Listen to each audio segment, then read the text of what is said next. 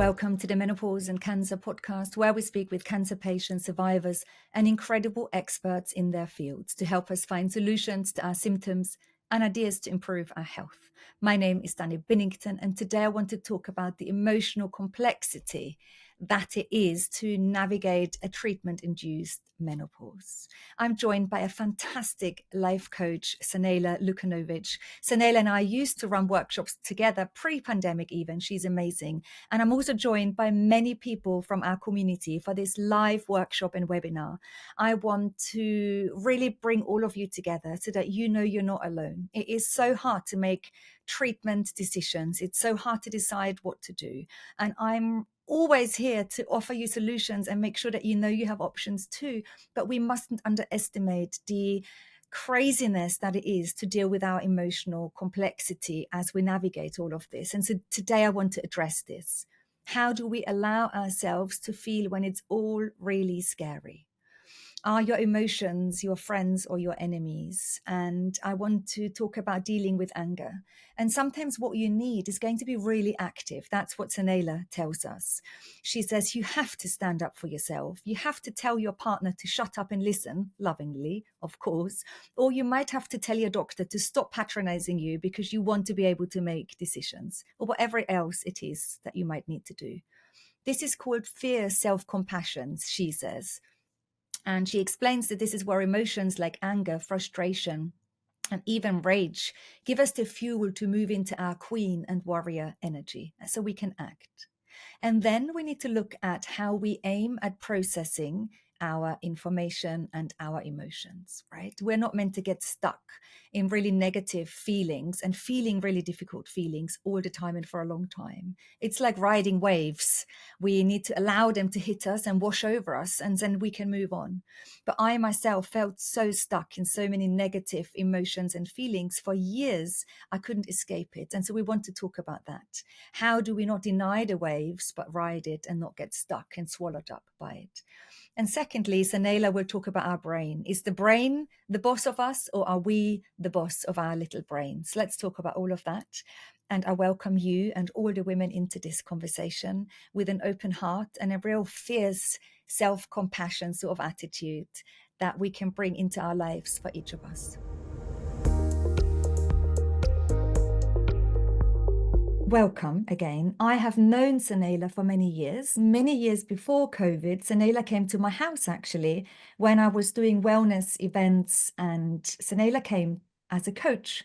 And a lot of what she taught us then really stayed with me. So thank you, Sanela. And thank you for also showing us the support for our community now, because what I do has changed over the years, and it's so amazing to have your support now. When I reached out to Sanela in the past, I wanted her to help me with a problem. And I wanted Sanela to coach me with this particular problem I had. But Sanela then said to me, well, Danny, I am a transformative or transformational leadership coach, but I won't just coach your problem, I will coach the whole of you as a person.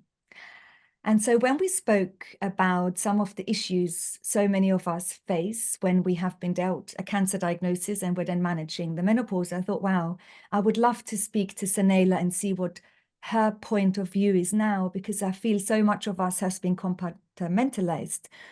Surgeons operate on our body, oncologists treat us with maybe systemic drugs, but for an issue. And I feel like there is so much of us that needs healing, and someone needs to help us bring that healing back together. And this is where really this session originated from.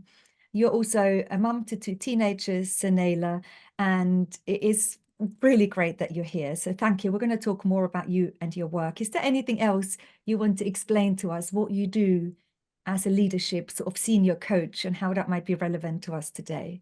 Thank you so much for having me. I am a great admirer of your work and what you're doing especially for this community. And it's just a pleasure to be here with you and share how can we care for ourselves from the emotional side of things, because I think that is integral in the overall healing process that we go through. So yeah, I think you've summed it beautifully. I do coach. I love talking to people and coaching the whole person. And I love teaching about it. I love working with people one-to-one, doing these workshops. So yeah, just pleasure to be here. Great. So when we speak with people in our community, we have the emotional turmoil of navigating a cancer diagnosis and what it means to lose that old life, to suddenly be faced with a future reality that might or might not be like we have envisaged it. So that's difficult. But then menopause comes on top of that. It's almost like the insult to our original injury. And then many people are so frustrated because it doesn't stop. It's ongoing. It's not like this one event, you get over it, you heal it, and you move on. So there is massive of frustration. Some cancer treatments go on for a long, long time when everyone has celebrated our end of active treatment and we're still there 2 years, 5 years, 10 years, still on medication. Some people have to make difficult decisions. Do I stay on this medication? How do I feel if I come off it? Are there feelings of guilt? Are we feeling that perhaps it's because we are not strong enough, that we should be doing better? And so I feel that emotional turmoil goes on and on and on when menopause is added to the complexity of a cancer diagnosis. Can you put those feelings into a little bit of context for us? Because I have been confused myself as a patient, and I know so many people perhaps here as well are confused about all of these emotions, and they're all thrown at us, or they come so quickly and we don't know what to make of them. Absolutely, absolutely. Yeah, but when I listen to you, all I could see I could feel in my body the whole, how difficult, the wave after wave of having to navigate. There's a kind of decision making which happens, like, what do I actually do? But there's so much emotional labor that we have to do in order to go through that process. So, and I think, this is, and what makes this super difficult is that we are, as a society, we are not really putting, we haven't yet caught up or accepted fully that we are emotional beings, and that those emotions that arise as a natural consequence of what we are dealing with, and that they're there to they have their part to play, right? But we don't have the skills. So I think one of the ways that we end up, like, when we have this a lot of emotions to deal and process with, we don't have necessarily the skill or the permission. It's a kind of like, there's also the overall, permission that actually we need to do, and it's okay for us to feel all these feelings, and that they have a place in there. One thing that you touched on there is just this also never ending. So like when you deal with cancer or menopause, you have the entry point, but there is no definite end. Whereas in most other situations, like, if you and I were in a sort of, we had a disagreement or an argument, or we need to resolve something, we would end, like, we would have emotions about that. We would enter that situation. We would we would deal with it, and then there would be end point, and there would be a respite, right? But in this situation, you are facing vulnerability all the time. And this, my definition is Brené's definition of vulnerability, which is there's a constant risk about what decisions to make. Is it the right decision? There's a constant uncertainty about what you're doing. Is it the right thing for you? What is going to happen? And all of that generates a lot of, I would say, hard emotions. And that is difficult. That is exhausting to deal with. So, and consequently, like, and I'm talking about these things not to kind of discourage people, but just to paint the picture that this is the system you're operating in. Because if we don't understand that's present when we are facing these things, and we are not coping, right? We are not sort of cruising through it, then that guilt comes, right? Okay, so I am not coping well enough. And I don't want people to feel that way. I want people to understand that this is it's quite complex already, just as you enter into it. Whether you are okay with feeling your feelings, all your feelings or not, that is the system. And the other thing that makes it difficult is that we also have people around us, whether you're kind of your family, your friends, your family of origin, all those people, I think we naturally care for their feelings as well. And sometimes, and oftentimes what I see is that we take on the responsibility of helping them with their feelings, right? 100%. Does that resonate? 100%.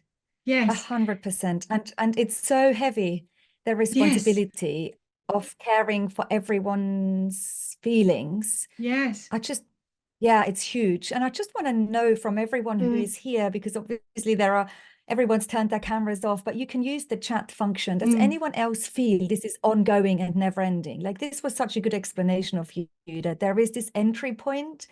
And you're right, with a lot of work projects or other emotional conflicts, there is an end and exit. You get over it, you get through it, and you move on. And does anyone else feel that it's never ending, that you're on this journey and you just don't know when you're going to feel better or when you're going to get through this or when it's over? And so please put it in the chat box and tell us if you think it's also sort of not ending, or that you can't see the end in sight. Please tell us. So Hannah just said, totally agree. Vavika said, absolutely yes. Anna said, it definitely makes sense. Once the treatment ended, you tried to get back to normal rather than being able to navigate the new you. Kimberly says, yes, 100%. It's constantly evolving and changing. And that's exhausting, isn't it, Kimberly? Because if it's always evolving and changing, you have to change with it. And that requires a lot of effort. And I'm sometimes really pissed off I have to make that effort, to be honest with you. Melissa says, absolutely endless. And oncologists just shrug. Kate says, absolutely. I start to feel a bit better and then hit by another wave of anxiety, low mood, etc. Yes. Nick says, definitely doesn't seem like there's an end in sight. And Anna says, when you said about 5 years post-cancer, I thought I'd be better by now. And it's been over 3 years since I ended treatment. There is also an expectation, I don't know where that comes from, isn't it, Sanela, that we should be feeling better. And then whether we feel guilty that we don't feel better or that we haven't sorted it out, or we feel disappointed or angry, it's another wave of emotions, isn't it, that you sort of don't expect. Yes, absolutely. There's expectation, I think, that we put on ourselves, because this is fundamentally a different environment. This is, so in when you are not faced with something that you have to deal with over and over again, where the uncertainty of that journey is constant, you can, as I said, like, you can take, you can take a rest, like, you have some sort of emotional, you've dealt with certain emotions and then you rest. I think that the reality for this, if I can call it arena, is very different. It is ongoing. And the problem is that we have expectation on ourselves that somehow, like, once we are up, that we are going to stay up. Like, if we are angry today, it's, and we deal with that anger, that's not going to show up tomorrow.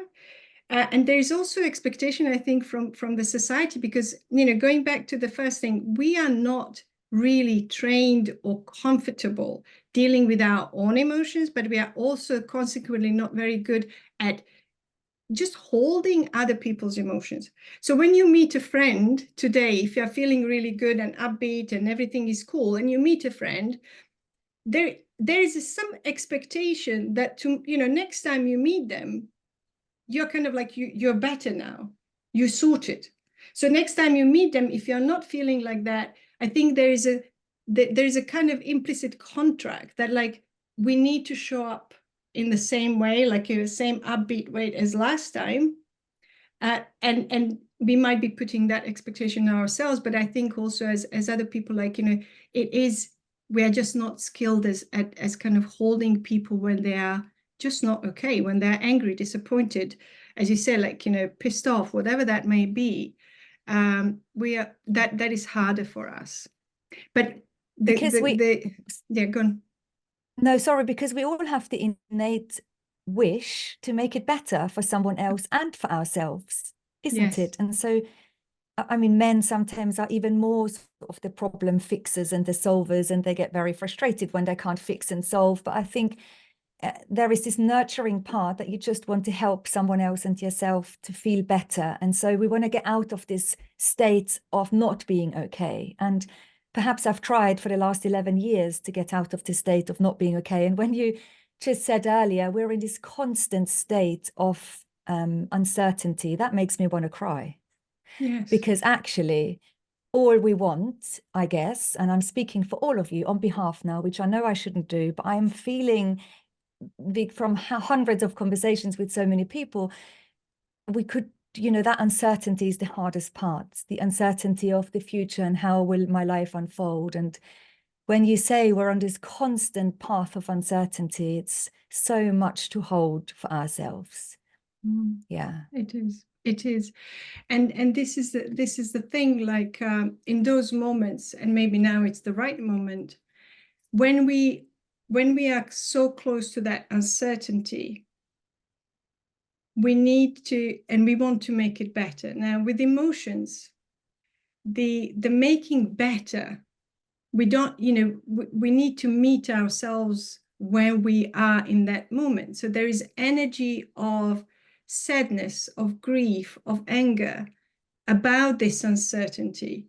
Now, before we can move out of it, which is, this is what, like problem solvers, when they come into it, like, what can I do? Can I make you a cup of coffee? Can you, like, it's going to be okay. Don't worry about it. Like, you go into a logical thing. Let's see what we've done so far. Okay, it's been okay. So, like, we can do, we can kind of cross this bridge as well, etc., etc. So there, all of it, lovely thing to do.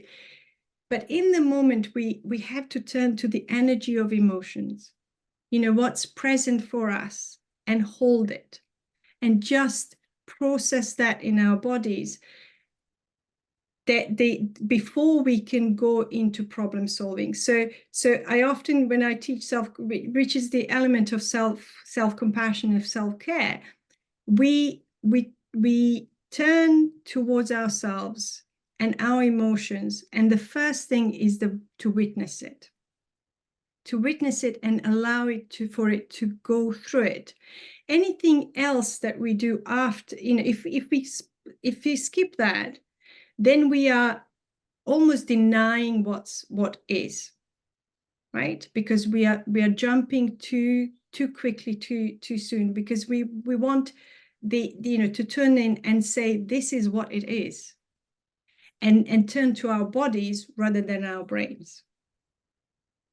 So what emotions are, it makes sense, but what emotions are we talking about? I'm assuming we're talking about negative emotions. Can you drop into the chat at home what hard emotions you sit with that bring you uncertainty? What are these emotions? Because I want to hear what we collectively have to sort of offer into the room. So when I think of my own emotions, of course, there is anger and guilt and being scared.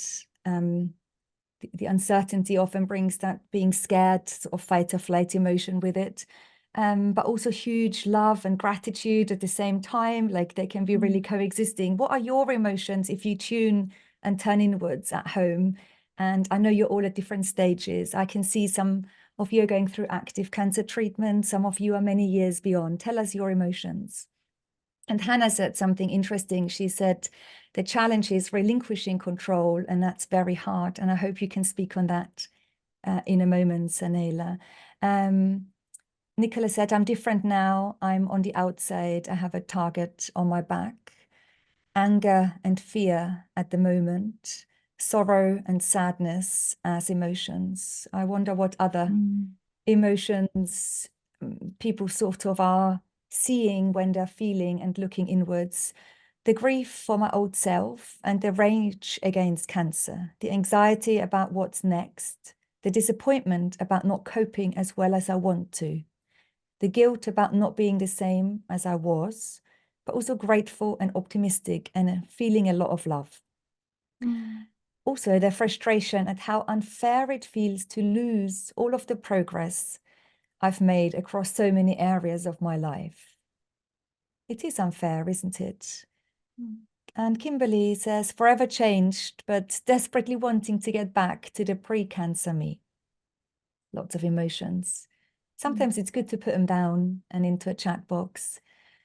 I live in a continual state of anxiety, which is hard when holding down a full-time job and the expectation to perform.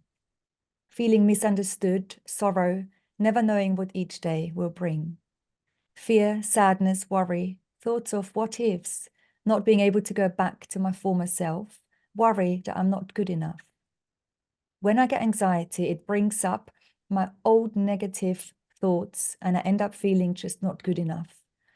Did I cause this? Wow. A lot of, yeah, I have a lot of empathy and a lot of love for all the emotions that are in this room. And it's what I'm hearing from this as well is that there is that we are all experiencing similar set of emotions. And at the same time, there is this sense of like, you know, am I managing those things? Should I be managing them differently or better?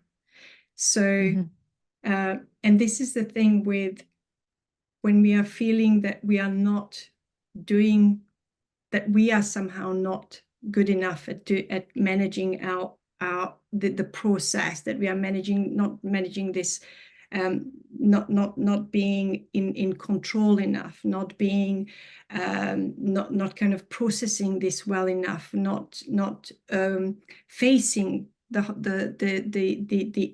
this barrage of challenges that go towards you as good as another person. All of that speaks to a sense of isolation, the sense of, you know, I am the only one, everyone else is doing it better. And this is the essence of that feeling of not being good enough. That is how that feeling works. So we all have that collectively in this room, in other areas of our lives.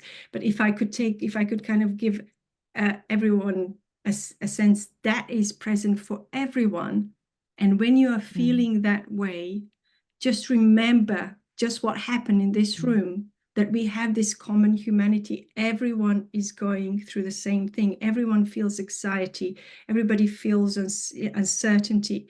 So bringing that bringing that to mind when you are feeling those is connecting yourself to that common humanity and not going into isolation. I think that is what that feeling of shame, that feeling of not enoughness wants us to do. But the first thing, if you can just remember what happened in this room and connect to that, that is your first step towards seeking support that you need and acknowledging what is in the moment. And then Hannah, yeah. Oh, sorry, I'm going to interrupt because Hannah just echoes what she says. Everyone on this chat needs to remind themselves of how brave they are. Showing up today and every day is enormous. And I do think that is amazing. It's a Wednesday, it's lunchtime. You've had busy mornings. You're going to go back into your busy afternoons and rest of the weeks. But we're here really talking about something really difficult, and even putting things, getting them out of our head into a chat box can feel almost enlightening because we can hear and see, and I can see on the messages that we're all collectively facing something quite big here. One thing I always struggled with, Sanela, and I know I've said this to you before, is you are such a believer that we have to witness and feel all of our feelings. And I kept saying many years ago even, but I just want to feel the good feelings, because the other feelings, they're too hard and they're too much sometimes. Tell me why you are such a believer that it's important to feel all the feelings. And is it sometimes too much? Like, can they be too much? Yes, I think we need to allow ourselves to feel everything. We also have to be aware that we are programmed. We actually have, like, when you look at the emotional wheel, there are more emotions that are negatively charged, the harder emotions, than we have positive emotions. And that is in line with how our brain works. So our brain is made to keep us safe, and safety means paying attention to everything that can go wrong. So we are negatively biased in terms of emotions. We have more of them, negative emotions, than the positive ones. So just knowing even that is how we are wired. That's like, when you have all these thoughts, negative thoughts and negative feelings, that is your system trying to keep you safe. So why do we need to feel all the feelings? Is because if we do not feel the hard things, we are blocking the way for the good stuff. In what way? How? Because if you think about the emotions as like, if every emotion is a pebble, right? And you have a little basket that, we all have a basket, emotional basket that we carry on with us. And every time we put a pebble in, whether that's anxiety, whether that's worry or fear or anger, frustration, whatever that might be, it kind of blocks our basket. We cannot access, if you are not in habit of paying attention, that we actually put stuff in and doing something with it, processing that, learning from that basket gets filled in, and then when a positive emotion comes in, it doesn't have space. That doesn't have enough space. It comes on the already filled basket. So a lot of us, an interesting thing is that actually for most of us, joy is one of the hardest feelings. It is the hardest feeling for us to feel, because we cannot hold on to it long enough. We know that it's fleeting. So what our brain does when we experience a moment, let's say that you got a good news, or you met a friend and you're having a nice moment, but because you're living in all that uncertainty, that, and you just kind of allow yourself that this is good, I can maybe take a breath and rest. Your brain, because it's designed to keep you safe, kind of goes, oh, what if tomorrow is not as good? What if the next news is not as good as I hoped for? So then we put a lid on that moment of joy, of moment of positive emotion. And we are kind of prepared, and we think that we are preparing ourselves, like, if I don't feel that fully, if I don't lean into that joy and of the moment, of the ordinary moment, and stop myself thinking about bad things that may happen, then I'm not going to be ready for what's going to come. But that is so true. That is so true. I can relate to that a lot. And actually, just on Monday at a workshop, a lady said, I just can't feel much joy. I used to be a really joyful parent. I used to be, play around with my kids, and now I just feel quite empty, disconnected from myself. I just can't feel the joy in playing with the kids. And she felt really guilty about that. Yeah. And I can relate to so much that you almost don't want to experience too much joy, because what if it gets taken away from you the next day, or your next doctor's appointment, or the next morning when suddenly you have another anxiety or panic attack and you feel like you're back to square one. Yeah. Yes. And the issue, so two things I'm hearing there. So one issue is that when we do not lean and allow that to happen, we are not filling our resilience. We are not filling our basket that actually, the bucket that help us deal with those hard moments, right? So contrary, we kind of like to think that we are actually preparing ourselves to be better at it. But I would love to kind of offer this different perspective that actually we are not putting enough in to help us be resilient in those hard moments. The other thing that I'm hearing is when you feel depleted for joy, when you can't access joy, that's exactly what I meant by, like, there is stuff in there. There are lots of hard things that just need processing. Because what we typically, like, when you have these, the anxiety, the worry, the anger, all those emotions, the tendency, if we don't know what to do with them, we put a lid on them. But they stay in there. So I think, if you cannot access the moments of, and we are talking about moments, the ordinary moments, if you can't access them, that to me is a sign that we need to do more work on processing those emotions. And now we know there are different ways of processing emotions, and different tools work better for different people. Can you talk us through some of the ways you use as a coach? And then I might add some others that I know people have tapped into in sort of our community. Yeah, absolutely. I love to think about emotions as their energy with a story. So we have and that's how, if we think about it like that, then we can separate two ways in which we deal with them. The first thing, when we are feeling things, when we are feeling sensations in our body, that is the energy. And to deal with that energy, you have to go into your body. You have to go into your body, because when we try to deal with sensations and experience of our emotions from a cognitive and kind of logical way of reasoning, rationalizing them, we are not dealing with them. We are not staying with them. So my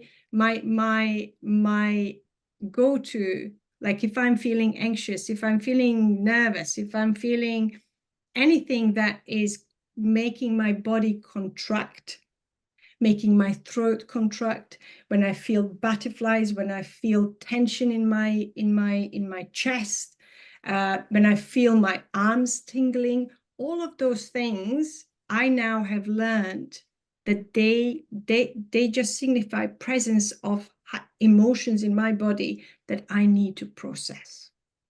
So the processing, and going into the body. So for me, I love tapping. I've learned how to do that because I experienced the benefit of that. So I would tap on my collarbones. If that's the only thing that I do. Even now, like, I feel like heightened emotions in my body. So just doing this is I'm communicating to my amygdala, which is the part of our brain that activates. It's the alarm system of our body, of our brain. I'm just communicating that I'm safe. I'm talking to Danny. Yes, there are lots of people listening. Yes, I want to do a great job, but this is, I'm sending a message that we are safe. And that is my quickest way to regulate my system. Are we all going to walk around? Are we all going to walk around this afternoon, tapping just underneath our collarbones? If you're going into Tesco's and on the I would school love to run. see. Yes, Yes. I would love to see some photos. What? I like this. I like this. I can feel the vibration just sort of on my chest. I feel, yeah. Is anyone else tapping? Are you tapping at home? This is good. I like this. This is good. I didn't expect you to say that.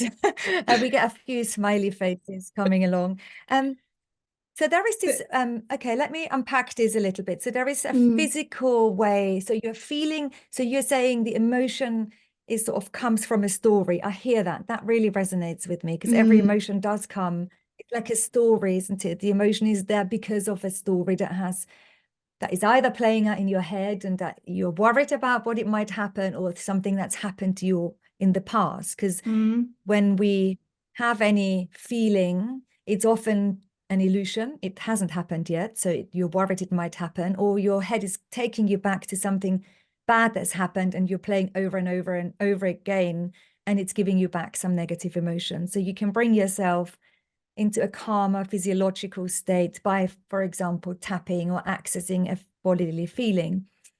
But some people do go to counseling or therapy or other sort of modalities where you are very much in your head and you're processing that way. Are there just different ways that work for different people, do you think? So no, I think that there are two prongs of the same thing. So emotions is felt in the body. Emotions will always have an energetic thing. So think about times where actually you felt something in your body without your brain actually recognizing that something's wrong. Like, how many times have you been in a situation like you just feel off, like, but actually, like, if I think about my day, nothing happened to warrant any of the thing in my body. So something, my subconscious, has picked up, maybe I met somebody, like nothing really that I can pinpoint happened or been said, but something in me has been triggered. So our emotions get, how we respond, we constantly respond to the world emotionally. So emotions always have energy. And I pay attention and I teach people how to pay attention and validate, like just acknowledge that there is something. So right now, like if my body is reacting in a certain way, my brain doesn't have to understand, but I feel it's my job to regulate my body and pay attention and name and ask myself, what do you need? What do you need in this moment? So this is the energy part of the emotions. As soon, and these things happen very quickly, that we also have our brain making up a story about the sensations that we are having in our body. So it kind of works two ways. The problem with the stories that we make up, as you've just said, that although it feels like we are making these stories and making rational choices in a moment, most of our stories that our brain serves so quickly are made up very long time ago. Their responses, the brain has a story to tell us about how we deal, anxiety, this is what it means for me, this is how I deal with it, this is what's going to happen after this has happened. So the stories are pre-made in that first instance. So the part of the kind of managing with your emotions is to start questioning your stories. Start questioning. Hold your horses. Hold your horses. So in the years where so many of us, every tingle in our earlobe, any headache, any twinge in the hip, we think, oh my gosh, could this be my cancer back, right? So it's a physical feeling, and it's our brains that are serving us in the moment so quickly that you can't even be rational in any other way. It's serving us old stories, right? And this is giving us new pain, new worry, new uncertainty. Does anyone resonate, and does anyone relate to this, that your brain? And so are you saying these are all, of course, they're old stories, aren't they? What are you saying? How can we? Yeah, I hear you. So that pathway is interesting. And it's also really interesting to think, wow, all of those emotions are in the body. Like, I didn't really ever relate to our emotions in the body, but they are, aren't they? They're not. I kind of thought maybe they're in the head, but emotions are, yeah, no, yeah. Completely, yeah. Lots of people saying completely, yes. Yes, and the kind of, if you deal, the good thing about dealing with emotions is that you can deal with the body sensation, and that will get you in a sense, in a state of of choice, in a state of accessing your logical brain. So your brain might kind of serve the story. Okay, there is an ear, there is a pain here. That means that cancer is back. Now you can kind of go immediately into, okay, no, it can't be, or like, get into the action of, making appointments or figuring this out. All of that has space, right?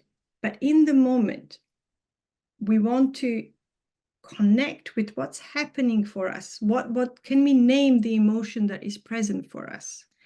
Can we tend to that? Can we turn lovingly and caringly towards ourselves and just say,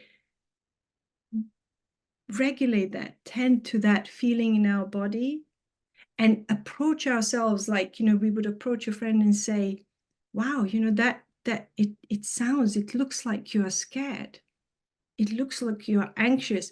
It must be really hard for you to be in this place again. This is tiring you. This is hard for you. So if we could just take a moment to talk to ourselves and meet ourselves, because we are not doing it to fix it. In the moment of pain and suffering, we are not trying to fix it. We are giving ourselves this attention, this kindness, this understanding, this curiosity, in order to meet, because we are feeling bad. We are feeling bad. We are not in the first instance. Our job is not to make ourselves feel better by distracting ourselves, by doing something to kind of short wire getting out of it. We are giving ourselves this moment of compassion, this moment of processing what's happening in our body, because we are feeling bad. And that is valid. So I wonder if for a lot of you, like for me, this is the first time someone has sort of said, it is not your job to always make you feel better. Like that's a huge relief and release already. Does anyone think that too? Like that's a lovely thing to hear, because really from the moment I get up, I do feel it is my responsibility to make myself feel better all the blooming time, and it's exhausting. I feel it's my responsibility to make my 3 teenage children, feel better and navigate their teenagehood, and all the people in my family and around me. And so it's almost, it feels lovely to think I'm not always responsible for having to make myself feel better. I can actually just meet myself with where I'm at. So many people say here completely that moment when your mind takes you back, it's like a muscle memory.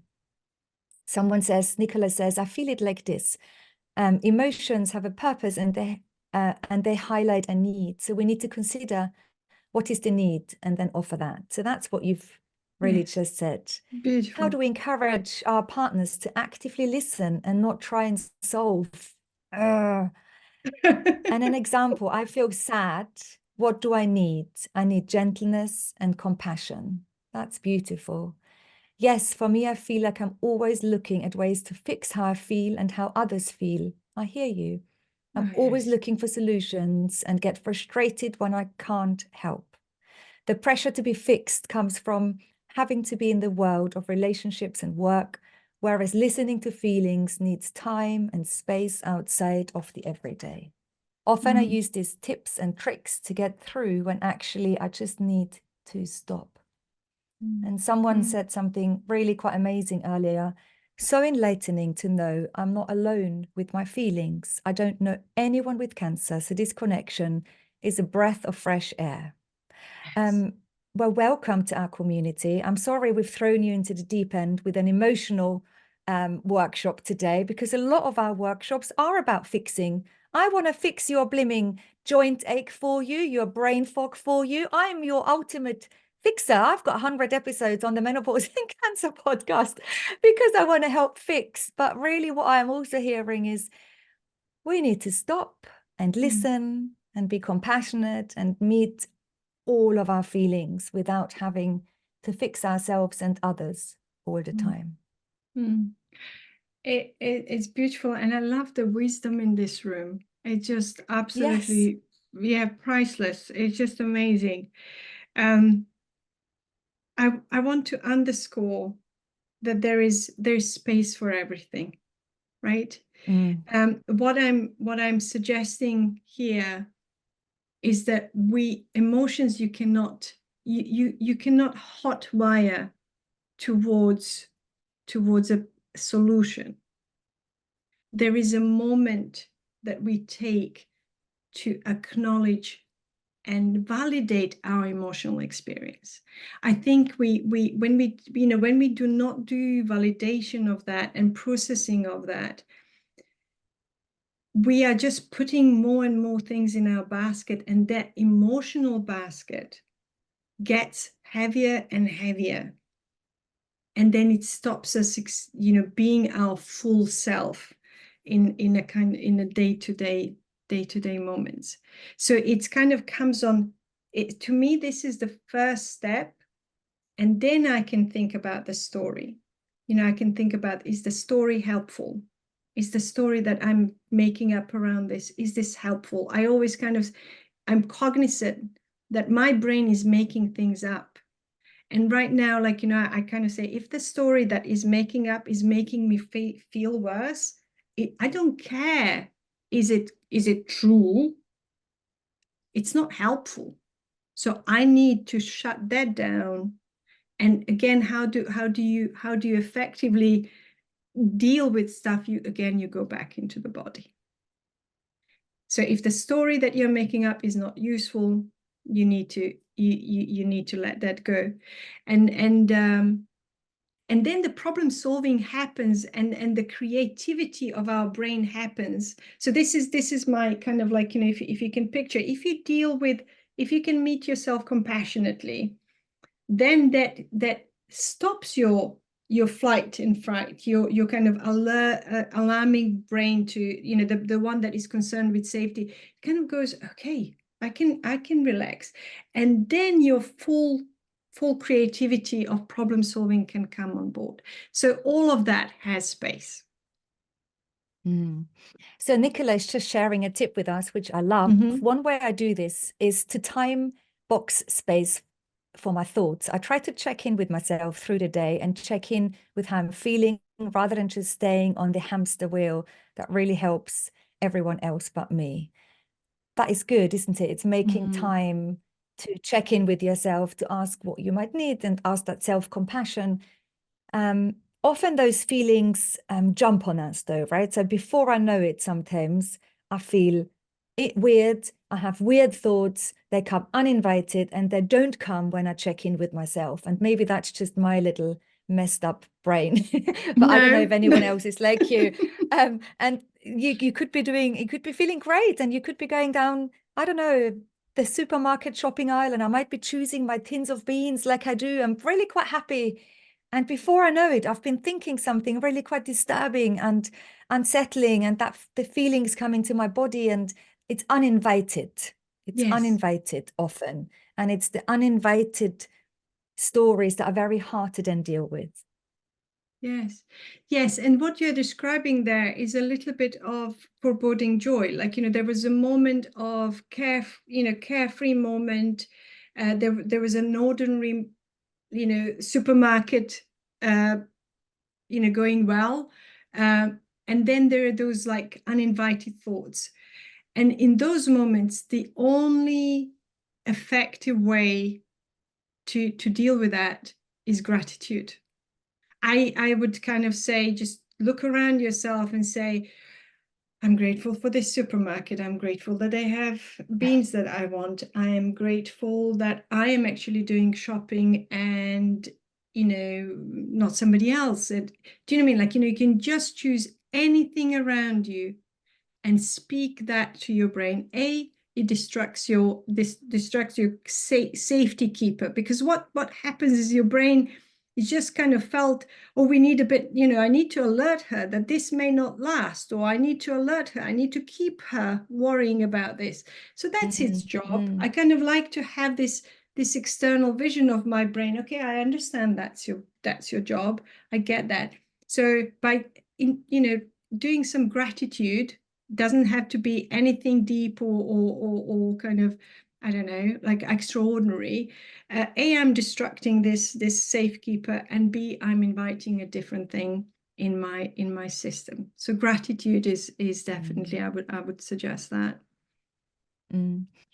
When we tapped earlier, that feeling of sort of tapping on your body to really bring you back to a physical experience that might be soothing, calming. Are there some words that go with it sometimes for you, or or is there different ways of tapping, or what can people read up on tapping a little bit? Or? Okay. I mean, tapping, you said yes earlier, like, we don't want to walk around Tesco's or tapping on our collarbones.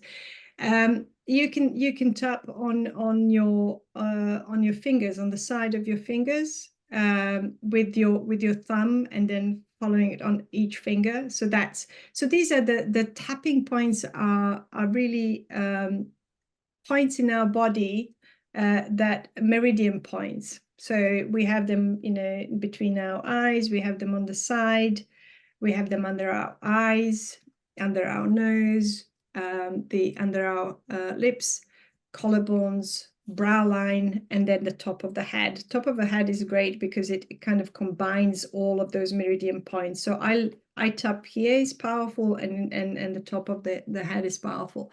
So tapping is just one way of sending the message to your system that you are safe. Any sort of squeeze of your arms, of any warmth that, and a human touch, gentle human touch, activates this automatic response. So we have this automatic response for fear, but we also have this mammalian response of caring response, which is activated by a soft touch. So you can be anything, like, you give yourself a little hug, you hold your hands nicely, and you can make a sound. You can make any vibration. So it could be like, how we talk to babies, like, we have this soft voice, and we can say, they're there, and nice, and we can just, produce some hmms and ahs, and all of that is bringing us into that other state of calm, and safety. So that's one of my go-tos. That is a moment of self-compassion. And if people are interested in kind of, having more tools around self-compassion, I would say selfcompassion.org is a brilliant resource. So those were my, and breath. I mean, you're an expert in breath. That is like, you always have that with you.